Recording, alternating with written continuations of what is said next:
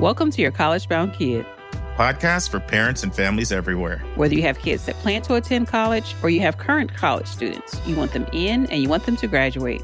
You want a quality education that will give you a skill set that will make you marketable for the jobs of today and the jobs of tomorrow. I am Mark Stucker, and I'm a college coach from Metro Atlanta. And I am Anika Madden, and I am a parent, also from Atlanta, currently in North Carolina. And I'm David Williams, and I'm a dad from Chicago, Illinois. This week in the news, while many colleges are making big cuts, a few opt for permanent transformation. A great article by Jon Marcus of the Hechinger Report. Mark and Anika will discuss, how can I save money through online courses? Our question from a listener is, my son attends a competitive high school where there is a lot of pressure to attend a prestigious college. Should he tell others where he is applying, or should he keep that to himself? Our interview is with Julia Esquivel, our former admission officer and the current college counselor for Milton Academy. And this is part 3 of 6 on how to work more effectively with your college counselor. And our college spotlight comes to you from Utah. It is the University of Utah. Okay, friends, last week I shared with you that right after I finished recording with Dave, I was going on as a guest appearance on a podcast that a high school student, very impressive, Camilla out of Maryland, has launched, mostly targeting her peers at Centennial High School in the Maryland area and others who are really concerned about not being able to get into a top 20 college. As she said, my peers are living for that. I wanted to debunk some of the stress about that. I promised her that I would tell our listeners about her podcast. She asked me, will you tell your listeners about our podcast? And I said, you know what? You made a bold request. That's the least I can do. So I'm telling you now, the name of her podcast is called Who Cares About College? So check out Who Cares About College. All right, Dave. Hot seat time, my friend. But before we get to that, it is our admissions tip. And an admissions tip here is, a lot of times people think that if they're going into engineering or they're going into computer science and they're applying to schools that do holistic admissions, then they got to be careful with their math grades, and they got to be careful with their math scores, and they got to make sure that they take the more rigorous math courses if they're applying to schools, especially if they're selective. But what I'm here to say is that if you're interested in business schools, they are going to prioritize your math grades, your math scores, and your math courses almost to the same extent that the engineering and the computer science programs do. So just be aware of your math grades, math scores, math courses, and apply to schools that are appropriate for whatever performance your child has. So that's my tip. All right, vernacular. Let's do it. You might get this one. We'll see.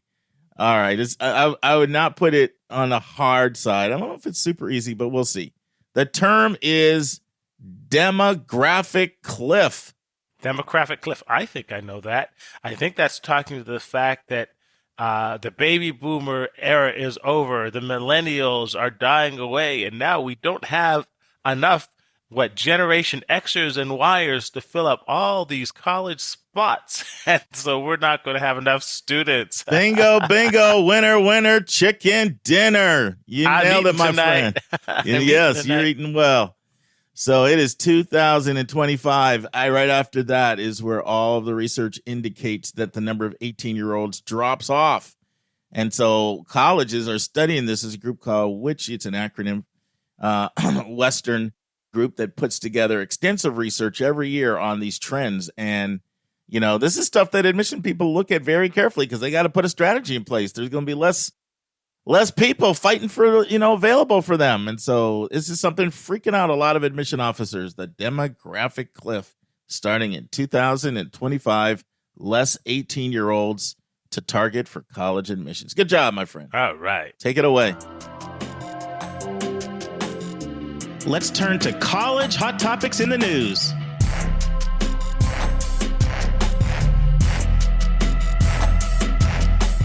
Okay, while many colleges are making big cuts, a few opt for permanent transformation. This is an article by Jon Marcus of the Hechinger Report. So I'm going to preview this by saying that it starts with this scenario that more than 2/3 of college and university presidents say that they say long-term financial viability of their institutions is their most pressing concern. And this is because of declines in enrollment. They estimate that $120 billion have been lost by colleges and universities in the United States over the last year, that there have been 560,200 fewer undergraduates in colleges and universities, and that many colleges are facing massive cuts in their staffing and their educational programs. But what this article talks about is how 3 or 4 colleges are making huge changes in order to actually take advantage of this crisis and turn it into an opportunity. So, Mark, I'm going to want to do college by college, and I'll mention one college, and then we'll talk about what they're doing, and we'll go to the next. Sounds good? Yeah, let's do that. Before you do that, let me just add a little bit more texture to what you add. I think you set it up nicely. But here's a quote from the article. More than 2/3 of college and university presidents say the long-term financial viability of their institution is now among their most pressing concerns. And that's a survey by the American Council of Education, which is the same organization that came up with the figure that $120 billion has already been lost due to COVID and counting. And then it gives some examples of some of the cuts that have had to be made. So here are a few. George Washington has already laid off 339 employees. Marquette plans on shedding at least 225 faculty and staff. Remember, we've said this before, but salaries and benefits of faculty, staff, and administration is the big line item in any school's budget. So if you're having financial problems, that's the first place you go. University of Evansville in Indiana is proposing to eliminate 17 majors, including its entire philosophy, religion, music, and electrical engineering and computer science departments, and getting rid of 35 faculty positions. It recently announced that in an email.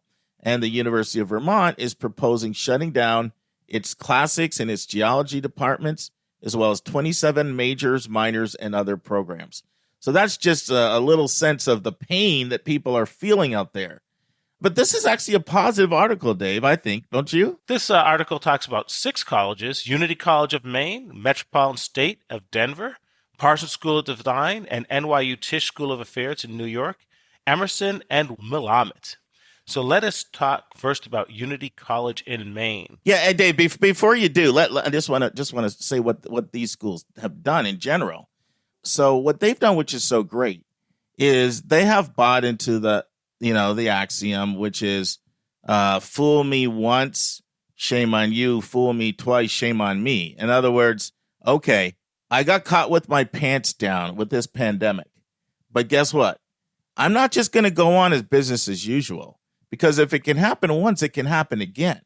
So in order to prepare so that we don't have the financial angst, pain, and trepidation that we've had this time, we're going to completely re-engineer our whole operation so that we're prepared for the new world. So I just wanted to set that stage, and then we can get into what the different schools are doing.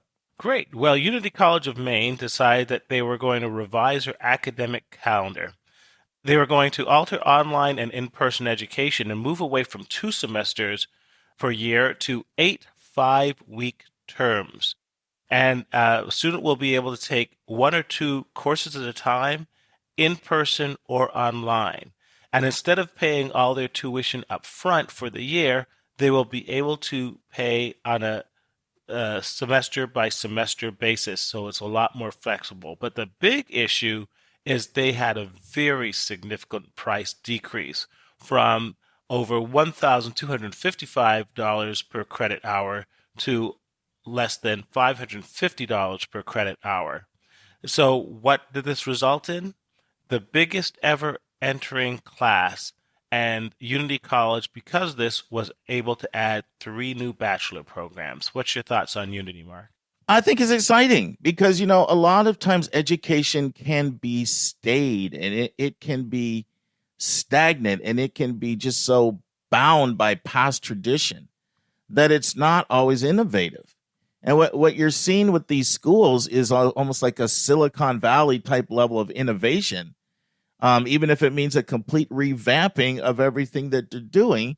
And if they do it effectively, like Unity's clearly doing here, if you scratch where people itch, then you'll get results. And you know what we're seeing in a lot of these is very successful moves. Now, some of them are still happening and the verdict's out, but some of them are already seen are bearing fruit. So, I mean, Unity's a very, very small little school with, fantastic environmental studies program, but we already know the demographics are really, really tough in the Northeast for schools that either don't have large endowments, are not centrally located in metropolitan areas, or do not have household names. We maybe a year or two ago, Dave, we ran an article on that. It was an Inside Higher Ed article. It said, if those are the three things. If you have all three of them, then you're booming. If you have an urban location, brand awareness in the marketplace, and a large endowment, then you're selling right now. And that's why you see, success for a number of schools. There are a number of Boston schools that are doing extremely well. But it says every time you take away one of those three things, it's a risk factor. So if you move to, the hinterlands and now you're not in an urban location, much more challenging. Low endowment and much more challenging. If you don't have any of those three, you're likely not going to survive without a complete revamping. And some of these schools see the writing on the wall and they're doing some creative things. I love it. That's right. So let's talk about Metropolitan State University of Denver. Yeah. And they had an innovation approach. They created what they call the Skills Lab. And this was to quickly retrain people who had lost their jobs in the pandemic. And here's the key with this Skills Lab. It was no charge. And the demand was so great that they started a program which they thought was going to be temporary and made it permanent. So the question is, why would they do it at no charge?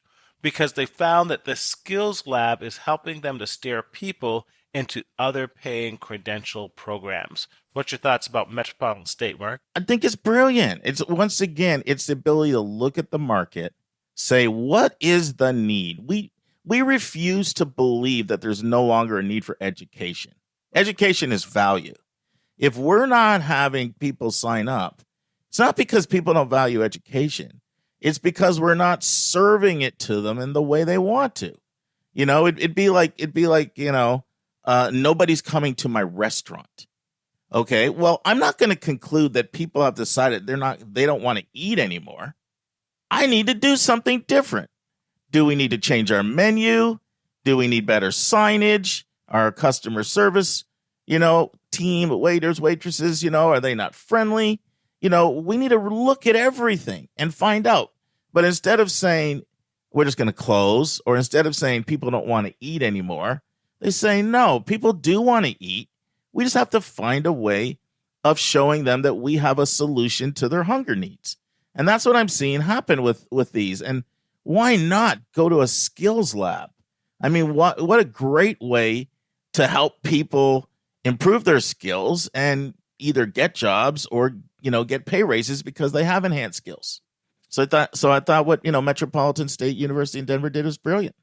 By the way, my brother Norm from Denver, who's staying with us right now in Atlanta, his son and my nephew Alex is a student in Metropolitan State in Denver. And one of the reasons he selected Metropolitan State was some of the innovative things they're doing.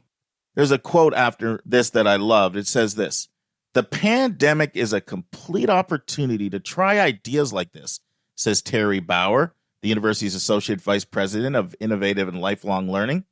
She and her fellow innovation specialists have never been as popular as we are now because everybody realizes the old model doesn't work.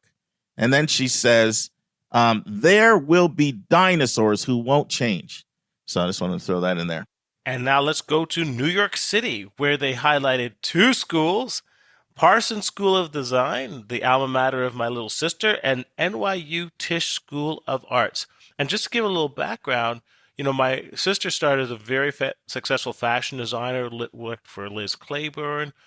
She headed up Robert Redford's design studio, Sundance, out of Utah for a couple of years.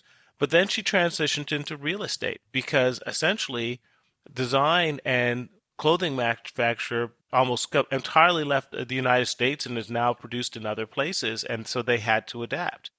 So recognizing this, Parsons School of Design and Tisch School has begun these survey courses in film and TV essentials and in the business of fashion. And these are shorter online versions of full-fledged courses that that not only produce revenue for the universities, but it also gives students the opportunity to have these certificate programs. And Mark, you can explain what more of these certificate programs are. They're not full-fledged degrees, and from these certificate programs, the students can transition into more full-time studies. So why don't you give us a sense of what that is, Mark? Yeah, certificates are booming right now. They're abridged versions of getting education in shorter doses. And they can be a few months to a year. But they tend to be very, very in tune with the skills that the market needs. So they're usually developed by looking at employers who are saying, what skills are your employees not having that you need? So let's say it's, well, I need more help with coding. Okay, then let's create a coding certificate. And there's, hundreds and hundreds of them that become very, very popular. Initially, they actually weren't embraced by your four-year universities. They were, adjuncts that were providing them, but they became so popular that universities are co-opting them and now offering these certificate programs. But just back to, what Dave was saying about Kim, who shout out, she just had her 53rd birthday not that recently. Got to say shout out to Kim. Dave and I were on a call with Kim. What was that, Dave? Was that our Christmas call, New Year's call? It was very Christmas, yes. Yeah, it was right around then. And she was going into detail about this on the call. She's like, I don't know what's going to happen at Parsons because what they were doing when I was there, there's just not a market for it anymore. It's completely dried up. And I mean, that was, it was in the last couple of weeks. I think it was actually even more recent than that because it was after, maybe after your dad passed, we were talking. But it's the timing of her saying that to us recently. And then here you go, Parsons realizing, okay, we need to do something. Let's partner with Tisch. And then it says right here, just to once again to show the success, it says 5 more of these courses are going to be added in the spring. Yep. So clearly it's resonating. And you can definitely see Parsons deciding, look, we have to go from designing clothing to designing something. Here's TV, here's film. I'm sure they'll branch out into the internet. So they're transforming their school to meet the technological change that's happening before their eyes. So, and the job market. Well, the other thing they're doing, which I'm a huge fan of, it's basically what's called content marketing. And what that is, they're letting people try something for either free or a greatly reduced cost. And that brings a lot of people in initially. And then once they see what you offer and they see the value, they're willing to pay more for it. It's basic content marketing. It's what happens when someone puts a webinar on. But content marketing is a great way. The old marketing approach was, come out and cold call people, knock on their door, telemarket, do all that stuff, and expect people to make a commitment before they have an understanding of what you do. But this is the modern way. The modern best approach is put on. This is anybody out there. I'm telling you, you're a realtor, you're a salesperson, put on free workshops, put on free seminars, put on, let people get a comfort level with who you are. Don't charge them, low barrier of entry. If they like what they hear, they feel confident with you, they're likely to take the next step. So a number of these approaches are using forms of content marketing, which is an incredibly effective way. And it's not something that really was, that popular 20 years ago. Yep. And then lastly, well, I'll talk about Emerson. You can talk about the fifth college. Sure. Emerson completed a takeover of Marlborough College, a small liberal arts college. And because of that, they were able to expand their liberal arts offering. So they went in a different direction and not necessarily so technological, but said we are going to expand the amount of liberal arts offerings for our students. And that has also been very successful. Yeah, because, a lot of times if you've got a school that's just about to close and they don't really want to close, it's no different. I'll use real estate because that's Dave's world. You've got someone that's about to lose everything, go to foreclosure, get something rather than get nothing, and sometimes there can be some colleges that are really right there for the takeover because they're floundering so badly that you can add them to what you offer at a reasonable cost. Yeah. And let's talk about Willamette in Salem, Oregon. And so it recently closed on its acquisition of the Pacific Northwest College of Art. They picked up all the art school's programs. They picked up their students. They picked up their Portland campus. They picked up their faculty. And it's just 45 miles north of Willamette where it's located. They will now consolidate several of their offerings, including business offerings and data science offerings. So now Willamette students will be able to take art courses, and incoming art students can enroll in Willamette in things like computer science and arts management. And, you know, Georgia actually led the nation, Dave, in these kinds of mergers. There's a number of them that happened. You had Armstrong State University, which merged with Georgia Southern. One of the really, really big ones was Kennesaw State engulfing Southern Polytech, which was a big engineering school. And it just engulfed it, added it to its campus.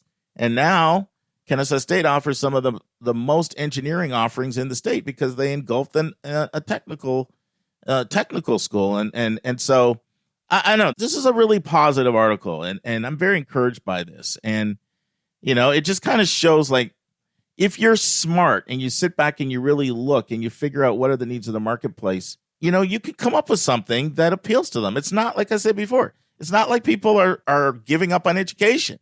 But if somebody's thirsty and they want a drink and you come up and just put a fire hose in their face, you're not giving them a drink the way the way their palate wants to get it. You got to serve it up to people the way that they want to hear it, the way they're ready to receive it. So, any final thoughts? Well, I look at this as the two lawyers and the bears outside of the tent story. You heard that story before? No, tell it to me. Okay, well, you know, two lawyers are camping, and they hear a growl, and they see a bear outside the tent, and one lawyer goes back into the tent and puts on his Nikes, and the other lawyer says, "What are you doing? You know you can't outrun that bear." And he says, "I don't have to outrun the bear. I only have to outrun you." So the analogy is there is a bear happening out there. It's this demographic cliff, but there are colleges that are putting on their Nikes and they're about to run the race, and there's colleges that are standing still. The bear is still going to have his feast, but he may not feast on you. If you can be innovative enough, if you can find the markets enough, if you can adapt to the change.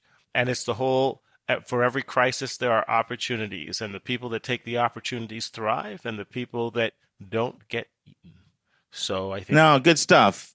Yeah. And, you know, one thing the article referenced, I didn't talk about it because we did a whole, segment on it before, but Hechinger Report has come up with some real detailed financial analysis of whether or not your college or the colleges you're considering are in trouble or not. And they break them down into 4 categories. And we do encourage people to look at that. You can just go to HechingerReport.com and you'll see it on the front page. Or if you go to our website, yourcollegebounkid.com, under the resources tab, hit websites, we have a link that takes you straight to that section so that you can really take a look at the colleges that you're considering, or if you're a current college student, the college that you're at, and you can see what their financial health looks like. Because every time we do a segment like this, we get emails where people are like, how do I know whether the schools I'm looking at are about to either close or merge or have to lay off massive faculty, and this is the best tool I've seen out there. There's some others as well. We've shared several others in the past. But that's the best resource I've seen. And so I encourage you to check it out, get a sense of the financial health of the schools that you are considering if you're a prospective, or the school that you're at if you're a current. Now it's time for our step-by-step walkthrough of the college admissions process.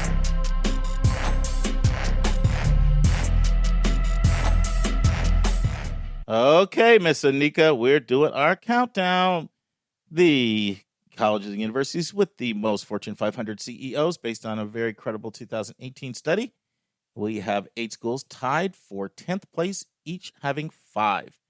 And so far we've said Yale and New Haven, Illinois and Champaign, Bucknell and Lewisburg, Pennsylvania, and this week, UT Austin, the University of Texas. Oh, University wow. of Texas, flagship school for the state.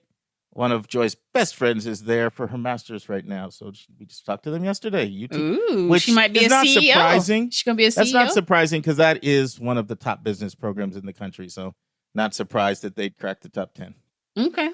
Well, we've got our book chapter for this week. We're back on pace. We have 2 chapters left dealing with somewhat money-related things. Isn't this the last one? This is the last one. Oh, maybe this is. Yeah, I think this is the last one. I thought you were going to be blowing off the horns and the sirens. I know. I should be like trying to do cartwheels. Right? I mean, money will still come up. Money's a big part of college through questions from listeners. We get that, but by the way, we have 10 chapters left, and then we retire the book and we retire the section. Mm-hmm. We go to a 4-section podcast from a 5-section podcast. So we'll probably just play interviews a little bit longer or won't feel so rushed on the spotlight. Still try to keep it about 90 minutes, but it'll be easier. Okay, here we go. So this chapter looks at online education. And the question is, how can I save money through online courses? And Nika, you've read the chapter. What were your takeaways? I've got a lot to say on this topic because of just where we're at with COVID right now. Well, yeah, I was about to say, because you said that it wasn't going anywhere, but this was before COVID. Correct. Right. I said the chapter it is here to stay, didn't I? Yeah, but here's the question. I wondered if you were targeting non-traditional students in this chapter, because you talk about the benefits of not being in the classroom, and you can save all this money, but that goes slap dead against us talking about the advantages of being in the classroom. So can we start there? Yeah, well, I think one thing that I think we can't underscore enough is the fact that there are more non-traditional students than traditional students. Okay. And a lot of look at our very name, you're a college-bound kid. Like a lot of the assumptions we work off is we're talking to high school parents that are looking at sending their child off to go to college as an 18-year-old and maybe 19-year-old.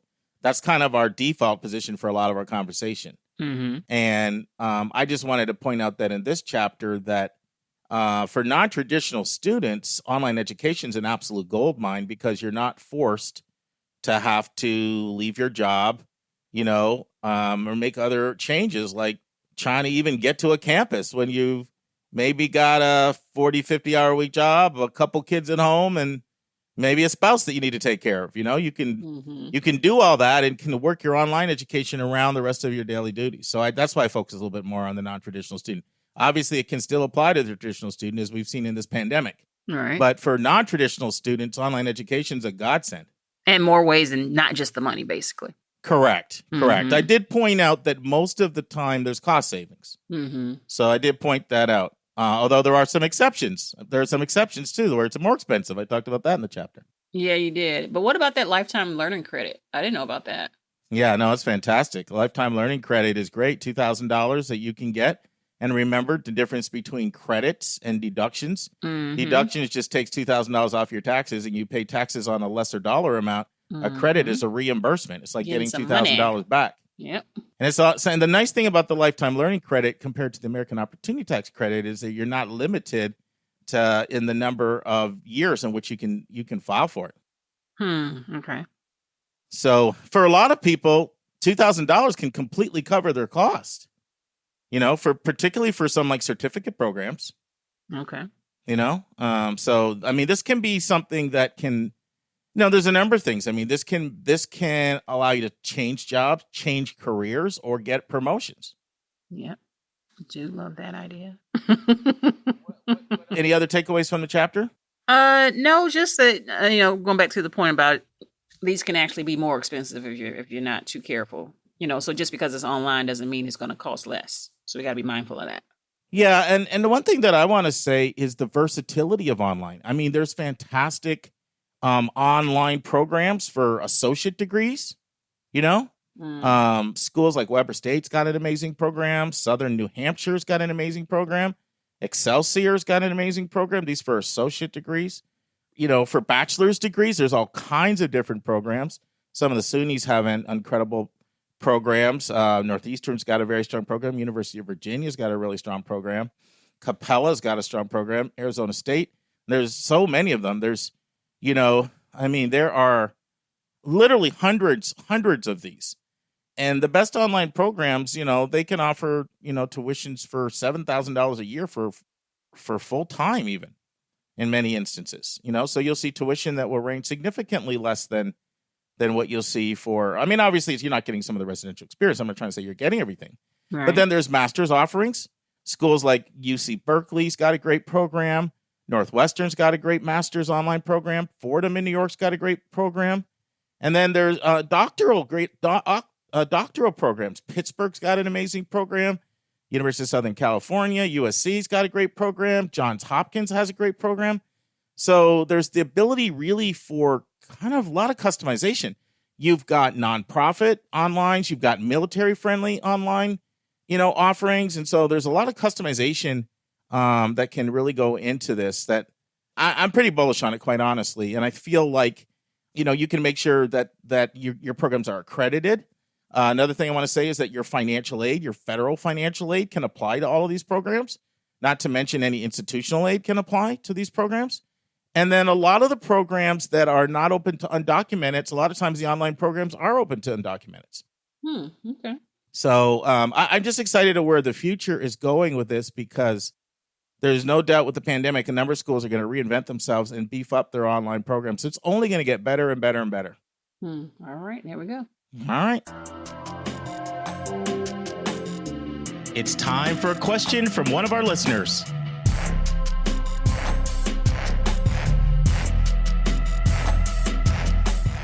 Want to move on to a question from a listener? Yep, we got a question from Miss Meg. She's in New Jersey. Yep. And Meg's son attends a competitive high school where there's a whole lot of pressure to attend a prestigious school. So her question is, should he be telling others where he's applying, or should he keep it to himself? So how would you answer that, Anika? You know what? I thought about it a little bit. Now, and in my mind, I'm like, how is that going to change the person's application because the other person knows what they're doing? It's like, it's not going to strengthen or weaken that applicant or that student.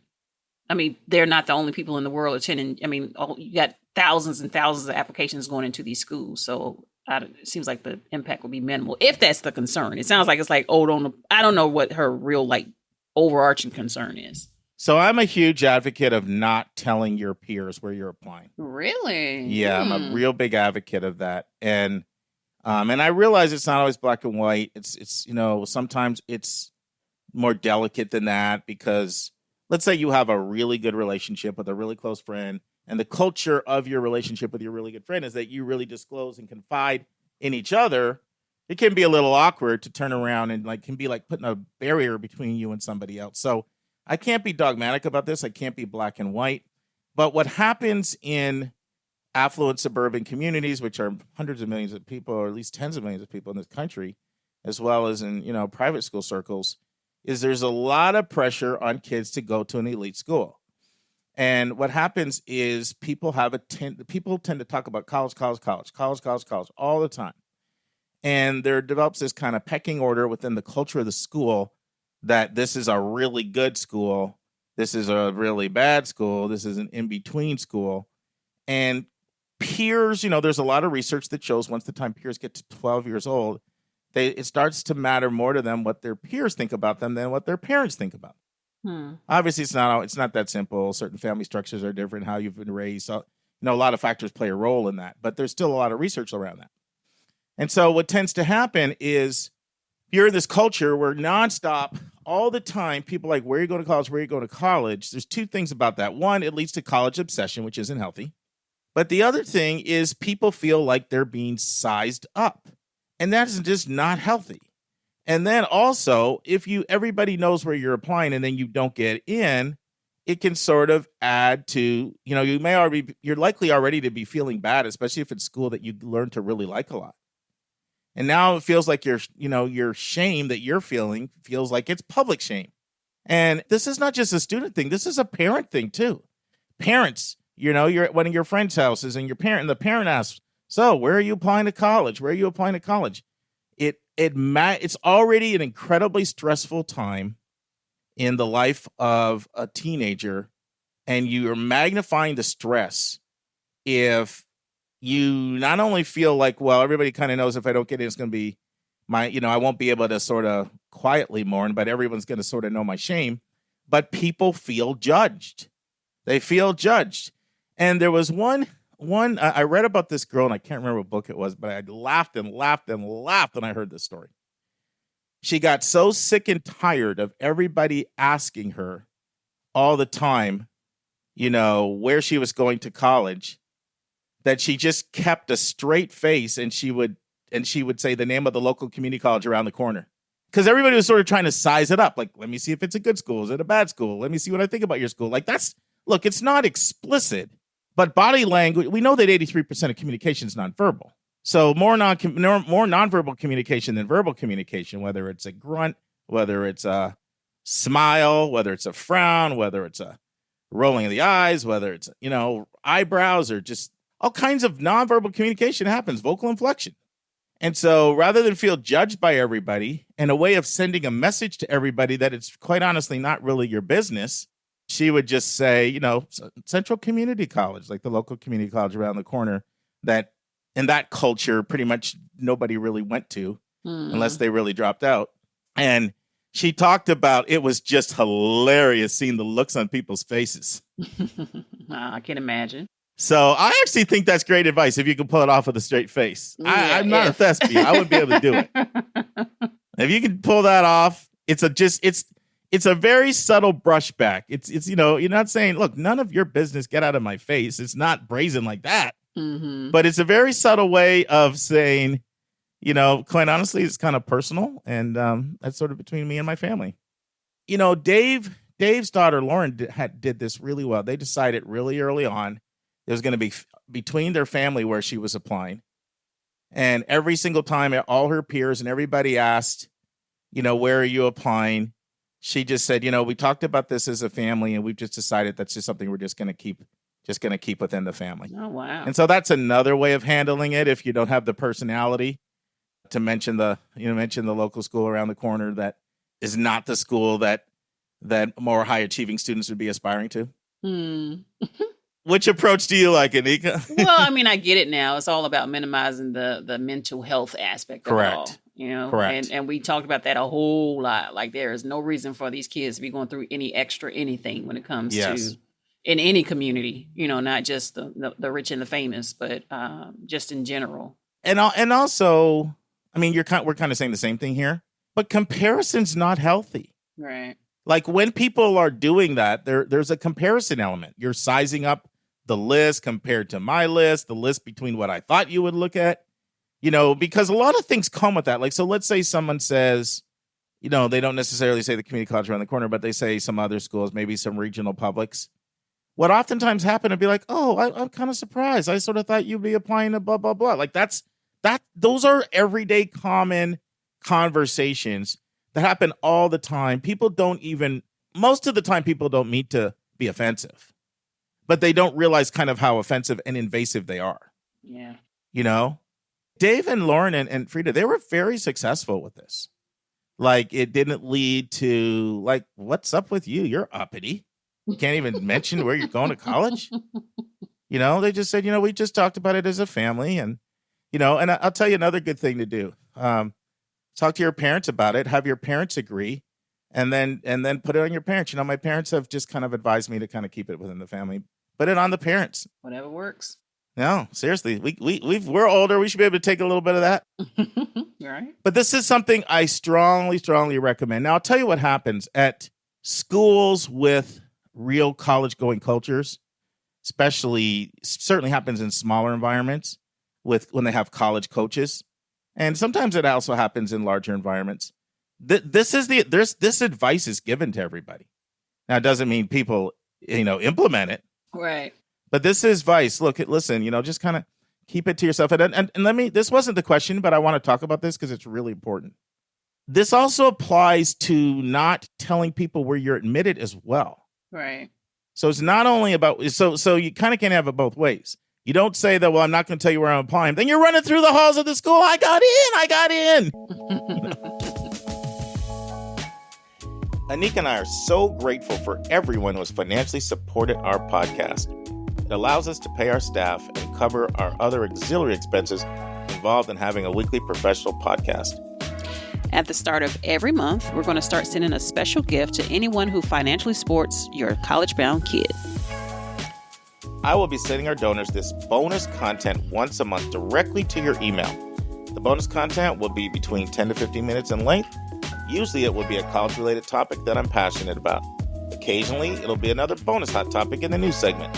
Sometimes it'll be an answer to a question that one of our listeners submits to us via email. And you'll receive these monthly audio blogs for a gift of any amount.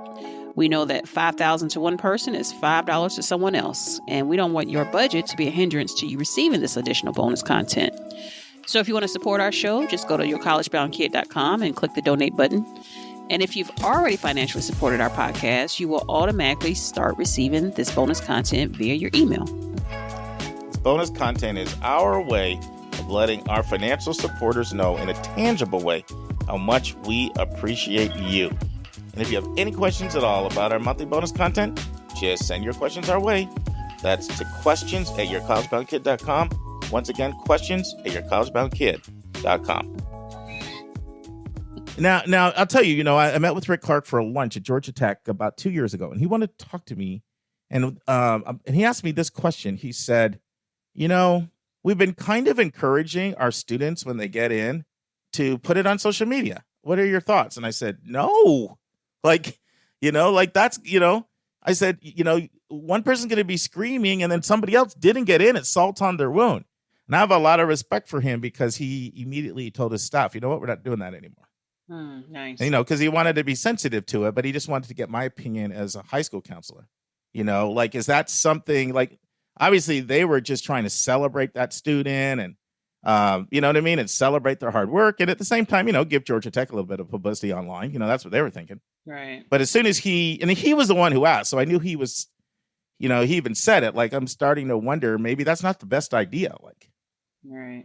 And so this also applies to acceptances as well. You can't have it both ways. I'm not going to tell you where I got in, but I'm not going to tell you where I applied. But if I got in, I'm going to be shouting it from the mountaintops. I'm going to be the queen of Instagram for that day. Well, you just reminded me, Janae's, their college team, I remember them sending out an email to the parents and the students saying, don't do that. Don't post on social media. And it was just for that reason. Don't throw any salt on anybody else's wounds. Let, your peers, let everybody just matriculate and get to where they need to get. And let's not focus on any, just almost boasting almost. That's kind of the way I took it. Don't brag about what you got. Just accept it and be proud of it and allow everybody else to make it through the process. Yeah, absolutely. And it's really, really magnified in a boarding school environment, because one of the things about a boarding school environment, because you live there, what the good part of that is you become this really, really tight community, right? And you go deep with these friendships and you meet all these people from all these cultures and get to know your teachers. Well, the downside of that is that there's not that elements of distancing and privacy. So everybody kind of knows everybody's business. If someone's dating somebody, everybody knows and all that. Right. Sort of like a really, really small town where everybody knows the gossip. Yeah. Kind of like those small North Carolina towns that Nika, that you were living in for a while. You know what I'm talking about. Sorry, couldn't resist. Yeah, those. Yeah, exactly. And so, so in those cases, it's hard. I mean, I can't remember who told me this, but someone said this, and I sort of remember this. You have to remember that the frontal lobe of an 18-year-old's brain is not developed the same way a 45-year-old's is. Right. And so for some, 45-year-olds, they can usually put this in perspective, because they've experienced things, whether it's deaths of loved ones or divorces or getting fired or just, difficult circumstances. But for 18-year-old, not getting in a college that you might have really gotten strongly attached to, this might be one of the 1 or 2 or 3 most traumatic blows in your life so far. Yeah. And so it's just something to be really, really sensitive to. And so this is a good time. This chapter landed at a good time because we're in March now. And March is when a whole bunch of decisions from, especially some from more of the selective schools are unveiled. Duly noted. All right. Well, I'd say what are our takeaways, but I think we know what our takeaways are. Don't do it. Just don't do it. Please. Just don't do it. And Meg, thank you for that question. And I certainly know the culture of New Jersey. I'll say this. I've been thinking about this a lot, Anika, because, I work with students all around the country, literally all over 25 states last year. And I get to see where the stress is at its most intense. And New Jersey is definitely in the top 3. Oh, really? Oh, yeah. Wow. It is a lot. Just like New Jersey's the most densely populated state. And, there's a lot of research, put a whole bunch of mice in the cage and they get more aggressive. Mm-hmm. And so I feel for the students that work within New Jersey a lot of times because they feel a lot of pressure. I'd put suburban Boston up there. That's a very difficult area. Westchester County in New York is a tough area. Los Angeles is a tough area. These are some of the most difficult cultures in some parts of Connecticut, at least for me, where I feel the stress level is just so thick. And then you go to parts of the Midwest and people are just chill, and parts of the South and people are just chill. Poor babies. So peers impact. Everybody wants to be respected by their peers. It's just human nature. We all want that. And, you don't need any little snide looks from people like, oh, gee. And I'll tell you what, I'll tell you what, a student I worked with this year in Florida, he was struggling because he's very, very high achieving. In fact, he's going to be valedictorian. But he was telling people his list of schools. And he has some of the hardest schools you could think of on his list because he's that caliber of the student. Like, he's not the student who shouldn't have those schools. He's a student who he wants to go to a place where people are, he wants, at his level, and he wants to be challenged. So he needs to have those kinds of schools on his list. But he shared his list, actually, before I told him not to. And then he was dealing with the stress because everybody was saying, you're so smart, you're getting in all of those schools. And now he's feeling another kind of pressure. Yikes. So the pressure can come at you different ways. He was getting it because he said, I feel like I'm just going to let everybody down if I don't get in. Oh, God. And so it's just not necessary. Keep it between the fam. Yep.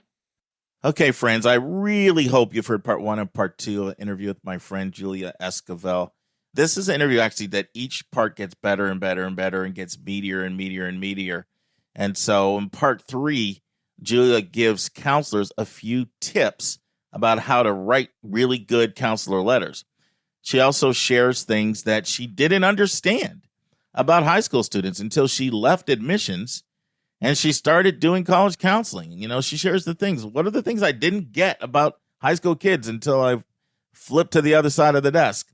I asked Julia, what are some of the things that high school students can do now to really make themselves stand out with their school counselor, with their college counselor? You're definitely going to want to hear that if you're a high school student or a parent of a high school student. And we talk about the importance of the student being vulnerable with their counselor. Listen and enjoy. And now, this week's interview with a special guest.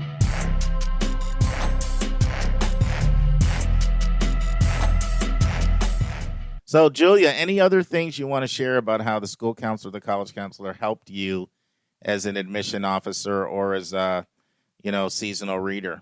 Yeah, I think probably the best part about the letter is it's like I would hope that I am in the room with the student so that I can understand not what you do, but why you do it. So for us, for example, and this is probably true of a lot of other high schools, is your counselor, when they first meet you, will give you a brag sheet or some kind of survey where you fill out what your favorite class is. What do you do when you're outside of class? What's your family like? We purposely limit it to only a certain number of fill-ins. So you can only tell us about 3 activities in this session. You can only talk about a couple family members right now. Because the idea is that we're going to get the student to narrow in on what is most important to them. And that way we can highlight to the colleges what makes you tick as a student. So what's really helpful for me when I was reading school counselor letters was not Julia is a female identified student who is a senior. I know that. I already know that. But it's helpful. Or I know that Julia is a National Honor Society or Julia goes to the soup kitchen. I want to know why Julia goes to the soup kitchen. Yes.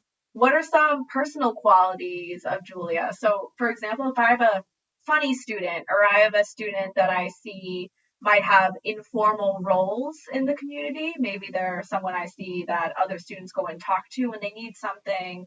Maybe I've seen them be really good to younger students. These are the sort of things that are really helpful to read because every student who applies is wonderful, totally wonderful, but what makes them tick? So getting at the why and the important pieces of a student's life, as well as things that might need some further explanation. So it was always so helpful. And this is also why I love partnering with folks like you, Mark, is that I don't have the full story as an admissions reader, right?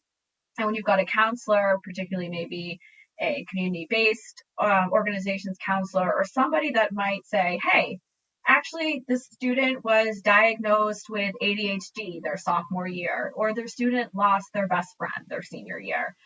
Something that might put into context where the student is on their educational journey is also really helpful. So if I have a student who maybe had extra things to contend with during their time in high school, it's helpful to know that. So that way I can really be like, hey, look at all this student accomplished when all this other stuff was going on.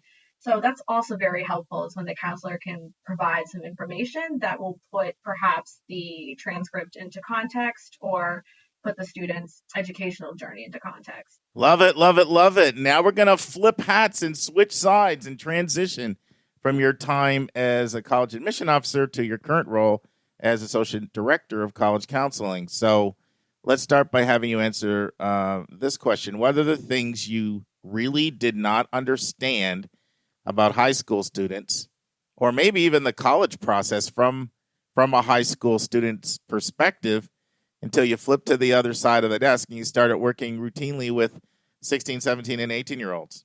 Yeah, a lot. I will say, when it comes to high school students, what I didn't yet realize, I was always on the easy end, right? Like if I denied a student, I usually wouldn't know how that student felt afterwards. Right. Now I'm here for all of that, right? And one thing that has become really clear, and I appreciate how much you've covered this, Mark, on your podcast, is how much mental health is wrapped up into this college process, and how much students feel that their worth is wrapped up into the college that they're accepted at. And that I have to remember that these are really smart young people whose frontal lobes are still forming. So they can be sometimes the most rational, intelligent people I've ever met, but they're still not going to be able to emotionally understand some of the more adult emotions they're experiencing with sometimes the first no's they're ever getting in their life. There's a quote by Theodore Roosevelt that I love using with high school students, which is, comparison is the thief of joy, which I didn't realize, particularly in a high pressure environment with a lot of college going folks, that there is a lot, especially with social media, there is so much of I'm comparing myself to this student. And that's such a futile exercise. And I can tell them that. And even if they know, sometimes they think they know their friend's transcript, or they think they know about a student's connections or something like that. You don't actually know the other person. And sometimes colleges make strange decisions. It has nothing to do with you, essentially. You got your foot in the door, and then at some point it becomes not personal, right?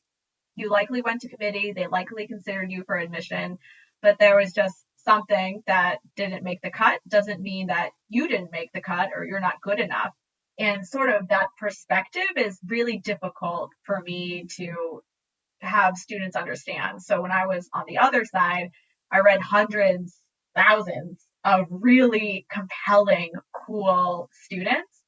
And my students think I'm the only high schoolers in the world. And they're not the only ones. I think almost pretty much every high schooler feels that way. Like, especially the pandemic has heightened this, right? Like, what, we went past fail. How's that going to affect me? I don't have SAT scores. How would that affect me? You and everybody else in the US, right? But it's hard for teenagers. It's not necessarily their fault. It's hard for teenagers to actually wrap their brains around that. They're 17, 18 years old. They have not experienced a ton of the world at this point. So it's hard for them to conceptualize that there's hundreds of really cool kids just like them. So that is something I did not fully get, and I am learning. And then I would say about being on this side of the desk versus an admission officer is that when it comes to looking at applications, I did not realize the variety of ways that a college will evaluate an applicant. So if you were to ask me before I started at Milton, I would say, oh, if somebody didn't get into Harvard, they probably won't get into the other Ivy Leagues or anywhere else that has a 5% or lower acceptance rate. But that's not true. I can see somebody apply to one of my favorite examples is we had a student who really liked University of Connecticut, But they use a system where they distill a GPA, and we don't have one at my school. And the student was denied and then got into super selective schools, other parts of the country. So I guess I just didn't realize how every school has a very different way of evaluating applicants. And it's hard for me to also convince my students of that as well, too. So just because you got a ding early on does not mean you might get a ding at an equally selective school, or maybe you're a really good fit for a different school's mission. Not a bad fit for this one, but maybe you're a better fit for another school's mission. So really realizing the different pieces of each college and trying to figure out, how do we make your app as strong as possible to this type of school or that type of school? So I did not appreciate that most people have 8 minutes to read an application, that maybe they read by program, not regionally. So sort of, I didn't have the understanding of all of the different ways of a life of an application. So that is something I am learning on this side. And I'll be honest, I used to think college counselors, I'll be totally honest, had a Yeah, kind that's of what I cushy, want. yeah, We want your total honesty. they had a cushy life. I was like, oh, this sounds awesome. I was like, oh, like you write letters, and then like you just basically support your students. I am far busier as a college counselor than I was as a admission officer. And I know we'll get to this topic probably, but when we would do counselor calls, where a college counselor calls a college that has active applications from their students, I would be like, oh my gosh, why are you harping on this kid? Like, we're not going to take them. And now I'm that one. I'm like, how can you not take this child? And I'm falling in that trap where I love my school and I love these kids, and I just can't see how they don't love them too. So I totally get where college counselors are coming from now. So one thing I'm sure that's the same, which I heard you say there, is that you can get emotionally attached to the kids, either as a reader, you fall in love with them from whatever, you met them at a visit program or their essays or even their recommendations, and then now you're working with them and you get attached and you just want so badly for them to get what they want. Yes. You know, I it's one of my favorite questions to ask people that have been on both sides of the desk. I love to ask them the question I asked you, and some of the answers I've heard over the years have been, just so insightful. So you probably know Brandy Smith. She's very involved in a lot of things, having done work at, both actually 5 different colleges and then 2 different high schools. And she's like, I cannot believe all the stuff we were asking kids to do, as if their only thing they had to do was this college process. And now that I'm, here on this side, I see how many balls they're juggling in their life apart from the college process. And we're asking them to jump through all these hoops. And then I talked to another counselor, kind of goes back to the denial point you made. He's like, I cannot believe that we used to send out denials via email when kids were in school. Oh, so yes. like 2:00, they're getting this denial and they're around all their students. And we didn't even think about like how that impacted them. So it's just kind of one of the questions I like to ask. And I love your answer. I appreciate the detail that you went into on that one, Julie. That was great. Let's take a break to learn about Mark's recommended resource for the week.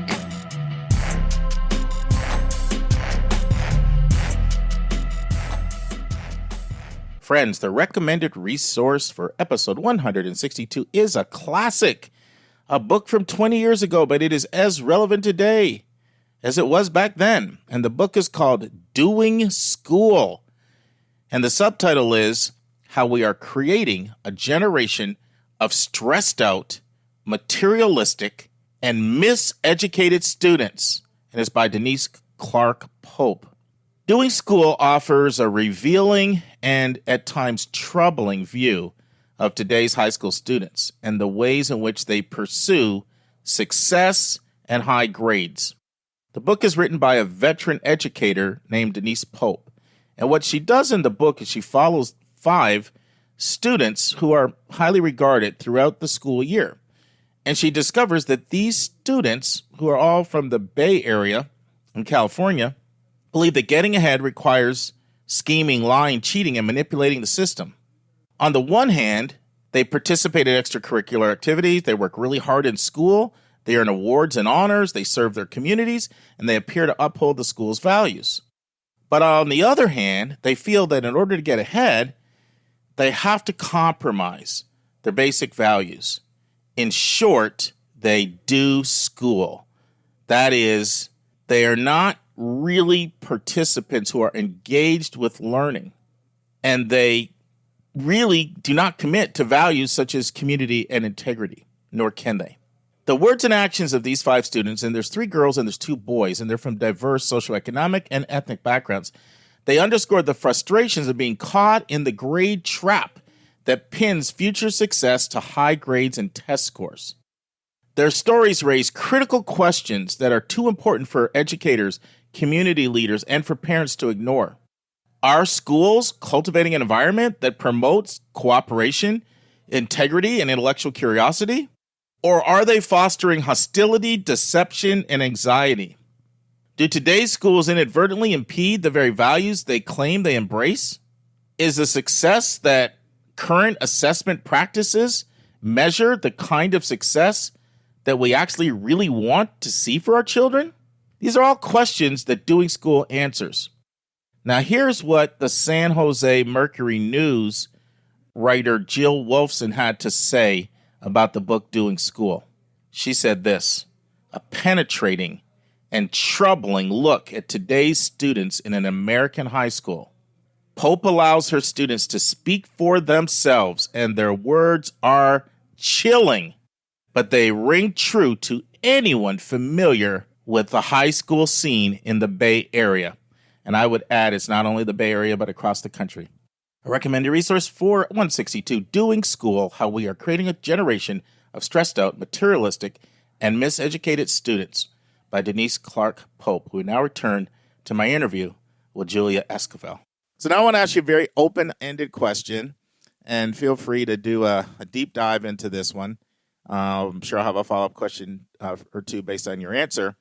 But knowing everything you know about how the admission process works, what are some things high school students can do right now to sort of make the best possible impression on their college counselor, or maybe build the best possible relationship with the college counselor? What are some tips that you can give current high school students to just develop that relationship or make the best possible impression on their school counselor or college counselor, whichever one they have? Great question. First off, use us. Please use us. I have some students who overuse maybe, but then a decent handful that are like, I didn't think you wanted to hear about that, or I didn't think that was important. I think it's important. Whatever you think is important, I think it's important. So I think the best thing to do when you're getting to know your counselor, school counselor, college counselor would be just to show up as your authentic self. There is, by the way, no need to necessarily impress them or have the same talents and interests as them. I have kids who are, for example, I do not like math or science. I don't know what's going on there. But I can still easily connect with a student who wants to be an engineer.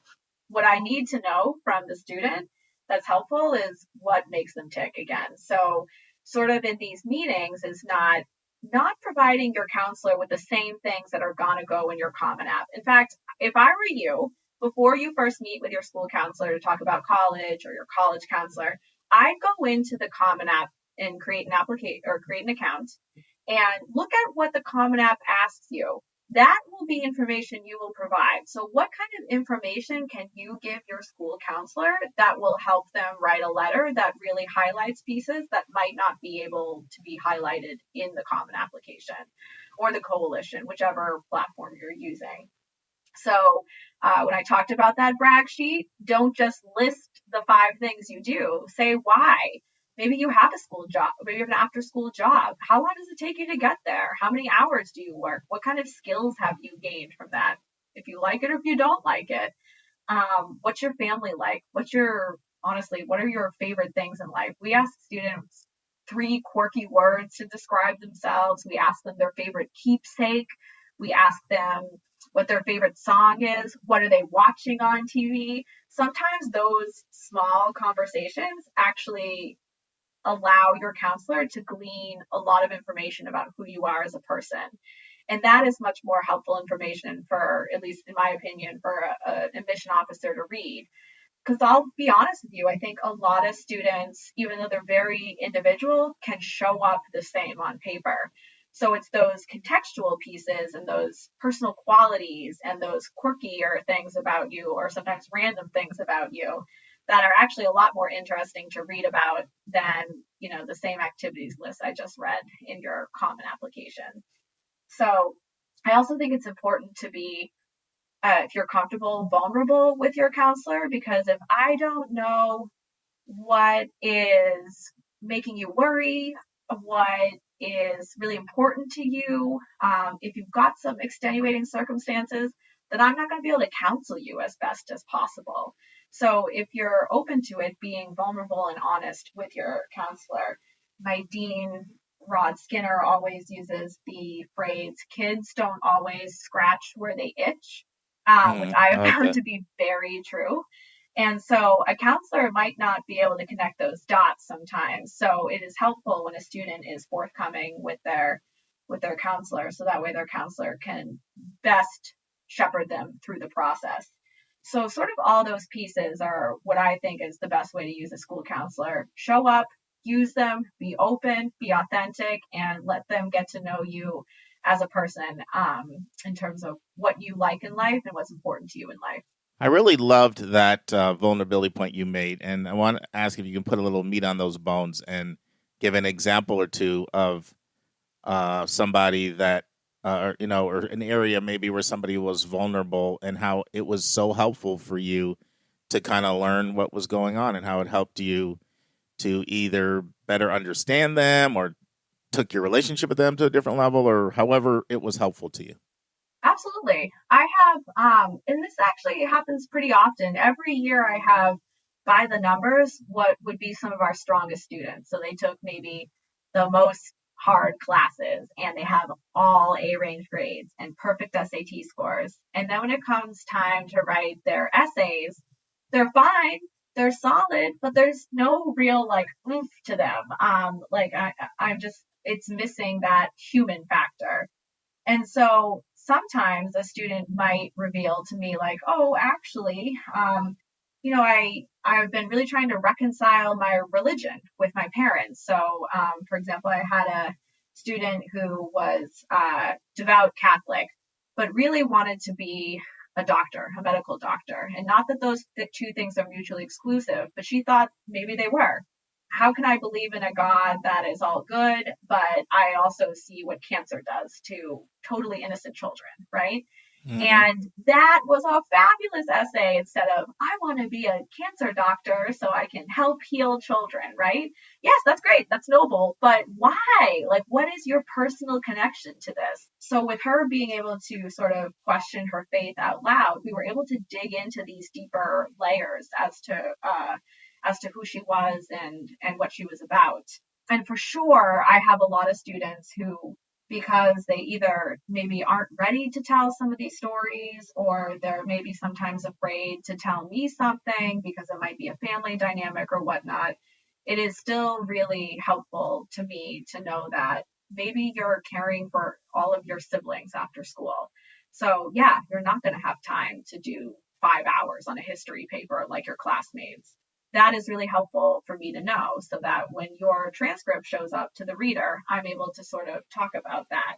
So trying to get at sort of these other pieces in life that you might not even think are important to your story might actually either reveal a new layer and help you kind of get to know yourself even more, which I think the college process is about ultimately, is you're telling your story to a bunch of these strangers, and you should be getting to know yourself more. You should be peeling up around these layers.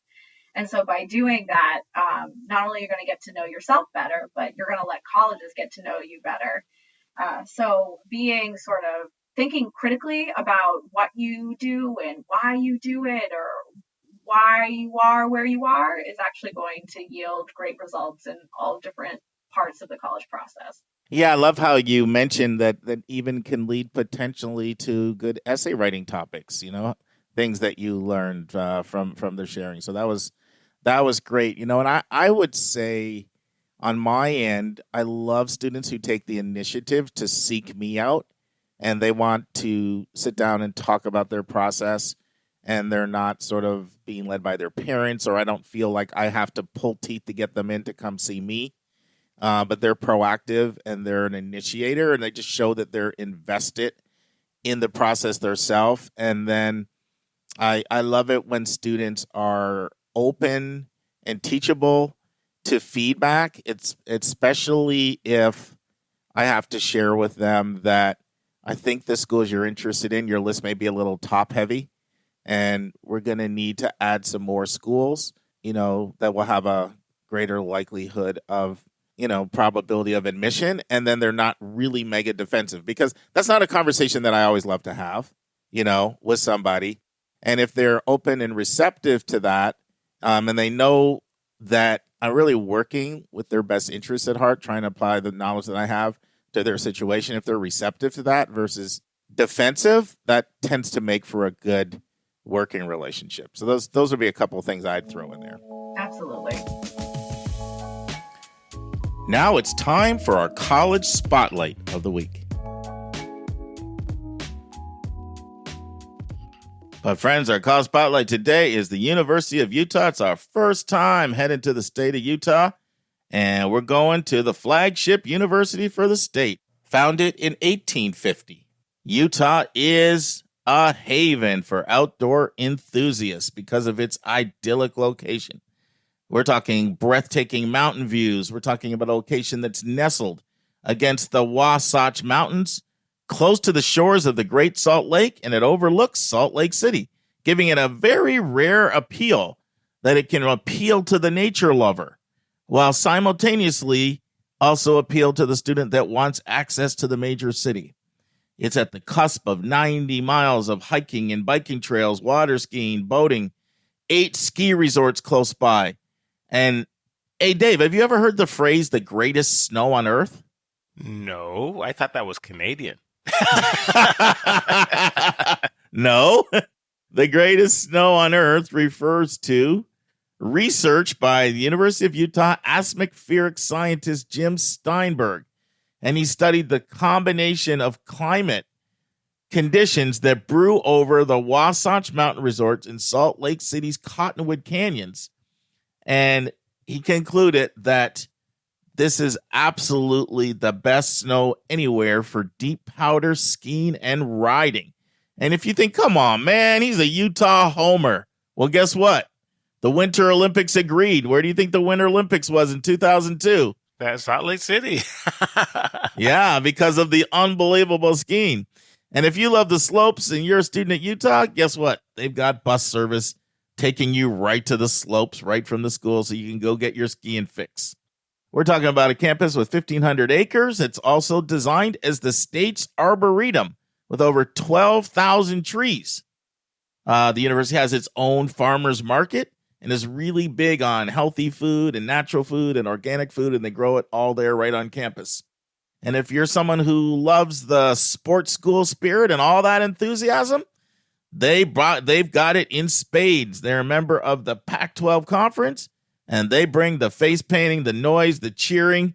Many people may know, the sports fans, their huge red U logo all over the place you'll see everywhere. And Dave, do you remember their nickname?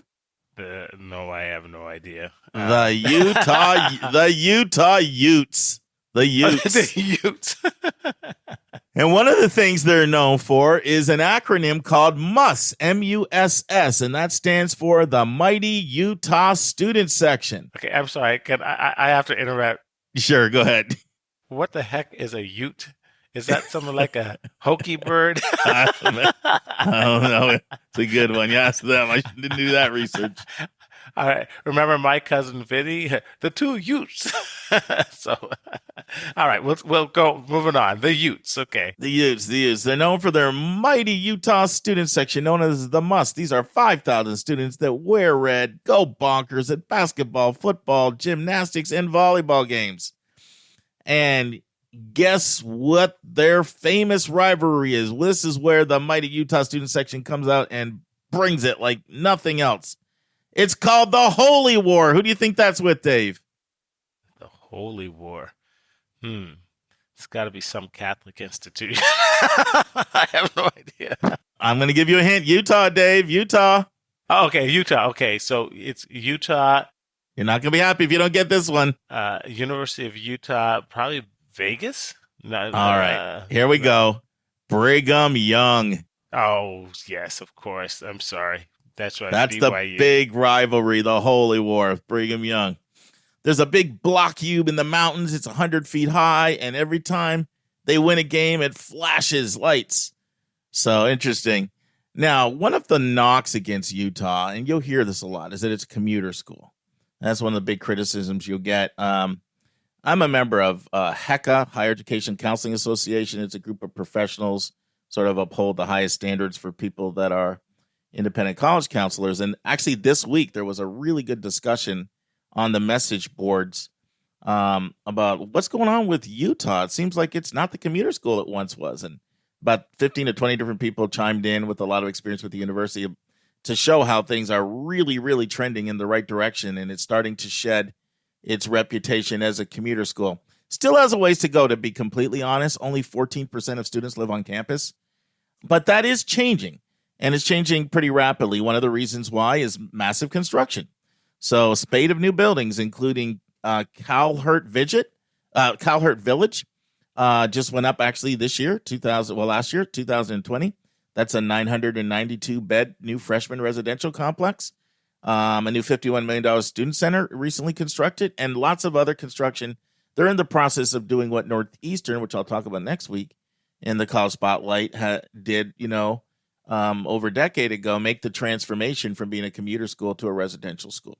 They also have lots and lots and lots of housing construction that are just within 3 to 5 blocks of the campus as well. Now, this is not a school for proponents of open curriculum.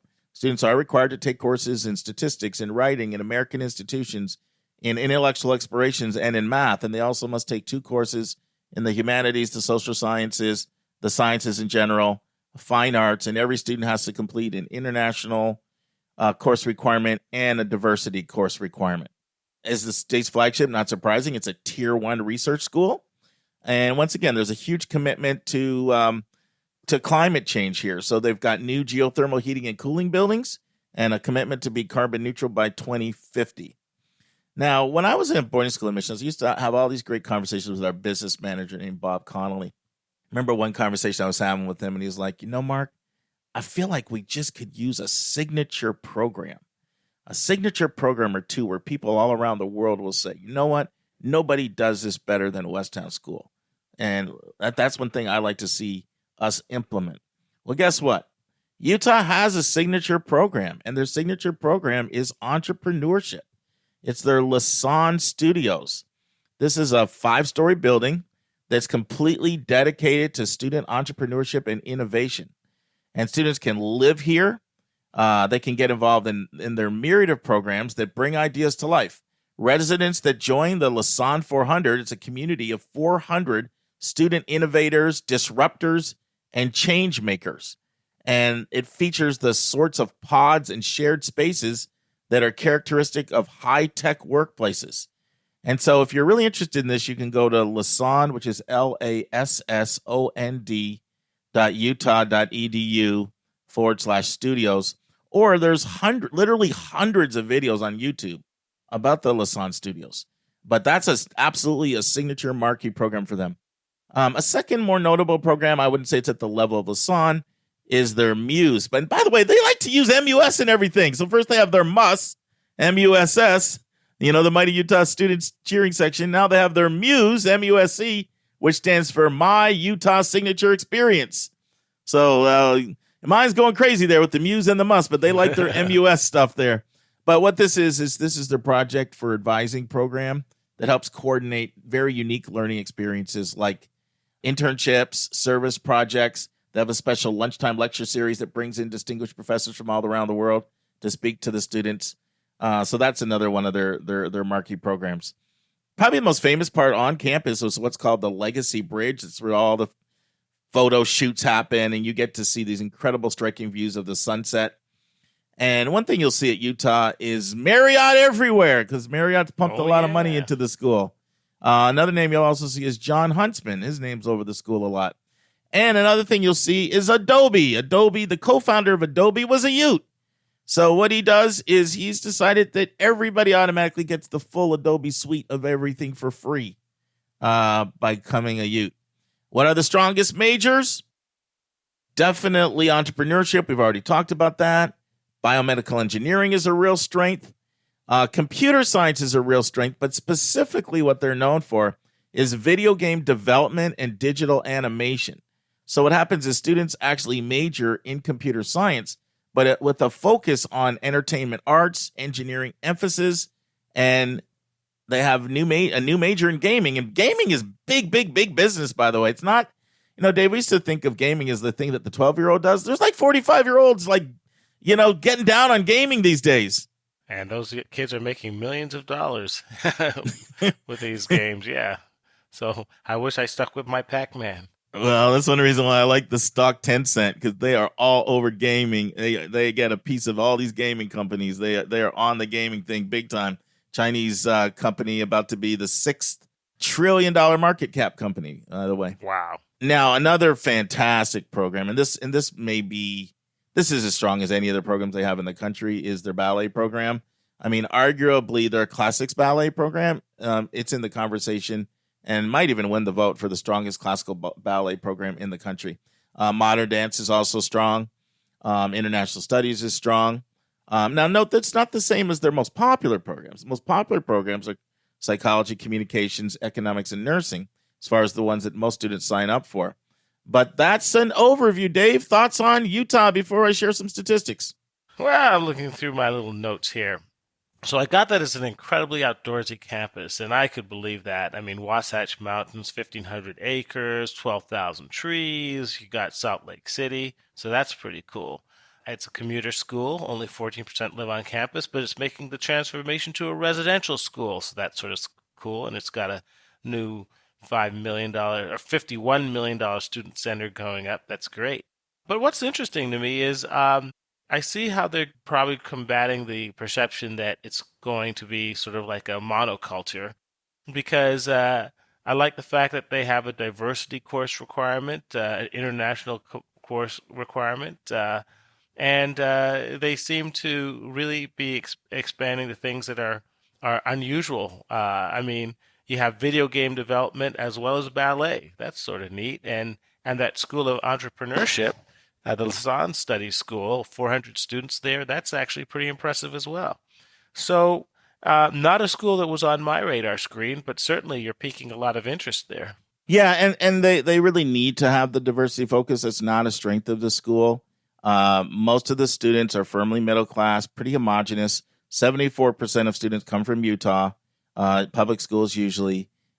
However, that is changing. And increasingly, more and more students are coming every year out of state, especially California. They've really made inroads as California has struggled, particularly as the UCs have just become so difficult to get in, with 6 of them, getting over 100,000 applications.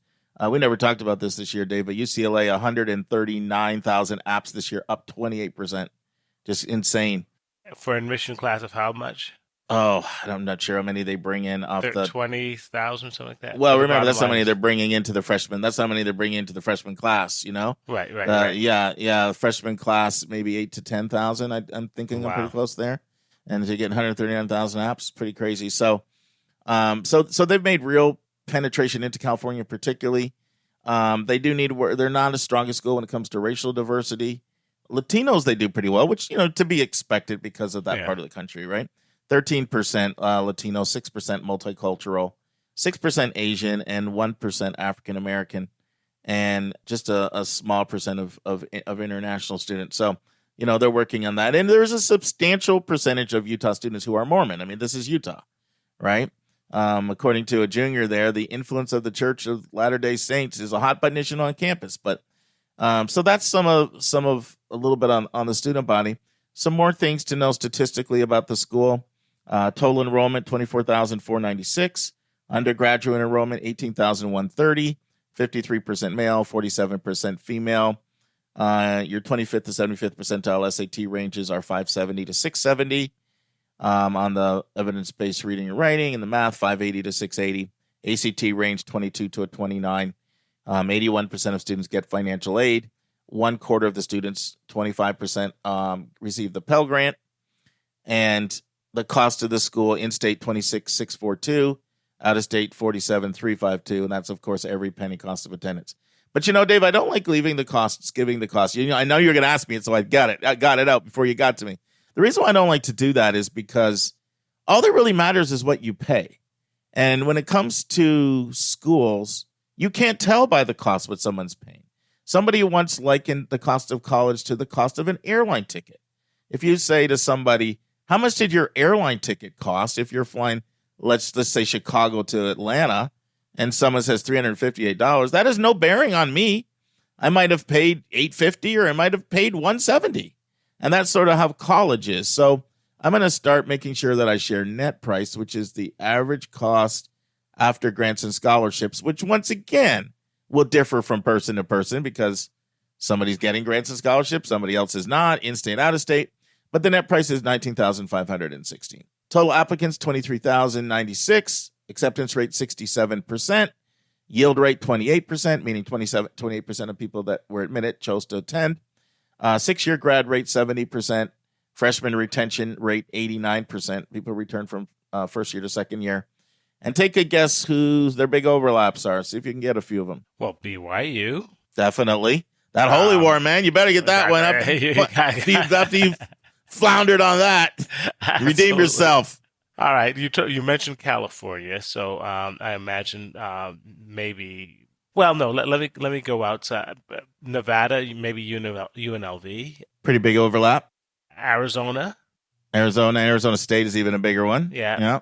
And Arizona, both of them actually. They're both really up there. I'm not even sure which one is more, so they're both of them. Possibly Washington and Oregon. Oh, good one. University of Washington is a big overlap. And then And then University of Colorado Boulder. Yeah, that makes sense. Is also a big overlap. And then the one that surprised me a little bit is University of Iowa. Other than that, maybe not everybody likes a lot of diversity too, and maybe some people like the homogenous nature of the student. But I don't know.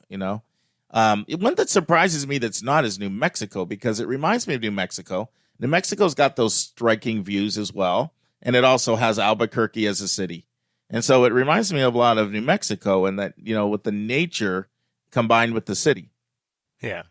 Well, certainly if you're a skier, I mean, that's a pretty huge... haven. Yeah, and that's always a culture that will draw people too, I have students that say, I need to go somewhere with really good skiing.